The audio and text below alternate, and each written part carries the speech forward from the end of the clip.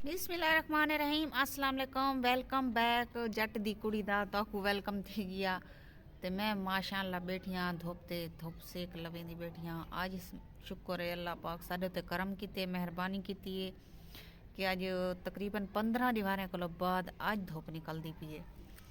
ते धुप ही होने निकली है तो मैं कि चलो थोड़ा ब्लॉग दी स्टार्टिंग कर गिना।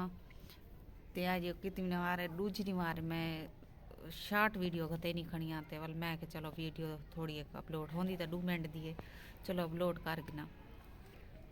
सवेरे सवेरे जिमें उठियां अल्लाह का नाम गिदे नमाज पढ़िए, नमाज पढ़ के सुबह सुबह का नाश्ता पकाए बालें को खवाए वल वो अंदरों बैठ रहा कैसे भा बाल के सेक सेक के हाथ ही सारे काले धूं थी गए, इतना सर्दी शदीद है।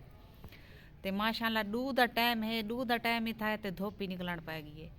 ते धुप ही निकली है तो मैं भी मशीन ली खड़ी आमी कपड़े धो के बाद धुप निकली है। मैं कपड़े धोती खड़ी आमी पीछे निकली है। चलो हुण कपड़े तो शुक्र है निकल आइए, शुक्र अदा करे निकल आइए धुप न तो तरस गए से माल अंज परेशान आई। साडा तो मतलब क्या नहीं माहौल ते लो है हर कहीं का तो बिना का है।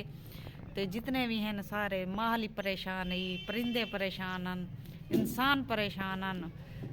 बस इंसान ना कशे को बगैर नहीं रह सकता, ना कोई बिजली को बगैर रह सकते, ना खावन पीवन को, ना पानी के बगैर, ना धुप के बगैर बंदा रह सकते। इंसान जरा ना शुक्र आए पिया।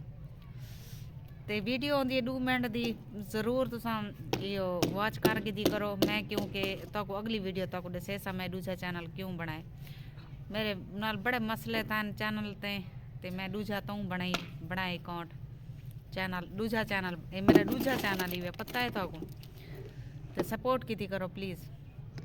अल्लाह तो खुश रखे, आबाद रखे, बसते रहो हंसते रहो।